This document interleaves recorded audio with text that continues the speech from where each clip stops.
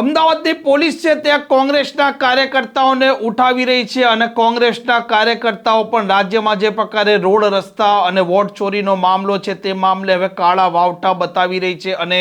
નરોડામાં આ કોંગ્રેસના યુવા કાર્યકરોએ કાળા વાવટા પણ બતાવ્યા છે અને પોલીસે તેમને ઉઠાવી પણ લીધા છે। વૈષ્ણવજન તો તેને કહીએ જે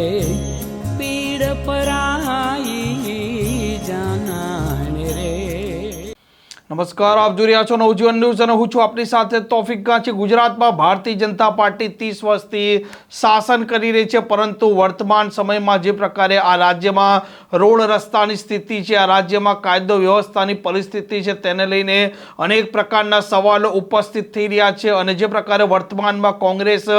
આકરા તેવર અપનાવી રહી છે રોડ રસ્તાના મુદ્દે કે વોટ ચોરીના મુદ્દે આ સરકારને ઘેરી રહી છે, તેને લઈને હવે આ રાજ્યના લોકોને ક્યાંક ને ક્યાંક એ અહેસાસ થઈ રહ્યો છે કે વિપક્ષ મજબૂત થઈ રહ્યો છે। વડાપ્રધાન નરેન્દ્ર મોદી ગુજરાતના પ્રવાસે આજે આવવાના છે અને નરોડામાં તે સભા પણ કરવાના છે અને કોંગ્રેસના જે કાર્યકરો નેતાઓ છે તેમના ઘરે અમદાવાદ ક્રાઇમ બ્રાન્ચ અને અમદાવાદની પોલીસ છે તે વહેલી પહોંચી રહી છે, ચા નાસ્તો કરી રહી છે, એટલે કે તેમને નજરકેદ પણ કર્યા છે અને કેટલાક નેતાઓને પોલીસ સ્ટેશન અને ક્રાઇમ બ્રાન્ચ લઈ જઈને બેસાડી પણ દીધા છે, કેમ કે તેઓ આ વડાપ્રધાન નરેન્દ્ર મોદી છે તેમનો વિરોધ પણ કરી શકે અને કાળા વાવટા પણ બતાવી શકે। આ કોંગ્રેસના કાર્યકરો અને નેતાઓ રાજ્યના જે પડતર પ્રશ્નો છે તેને લઈને વડાપ્રધાન નરેન્દ્ર મોદીનો વિરોધ કરે કે કાળા વાવટા બતાવે તે આ સરકારને સ્વાભાવિક છે કે ન ગમે અને પોલીસે તે સૂચનાનું પાલન કરતી જ હાલ દેખાઈ રહી છે। નરોડામાં વડાપ્રધાન નરેન્દ્ર મોદીનો રોડ શોની શરૂઆત થાય તે પહેલાં જ